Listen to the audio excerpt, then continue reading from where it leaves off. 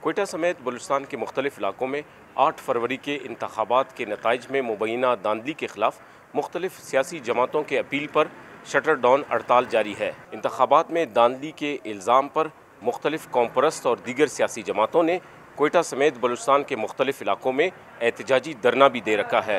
سیاسی جماعتوں کی اپیل پر کوئٹہ، کلات، مکران اور جوب ڈویژن کے مختلف علاقوں میں شٹر ڈاؤن ہڑتال جاری ہے اور کاروباری مراکز بند ہیں۔ کوئٹہ میں پہلے ہی 4 جماعتی اتحاد نے دھرنا دے رکھا ہے اور انتخابی نتائج کی درستگی تک اس دھرنے کو جاری رکھنے کا اعلان کیا ہے۔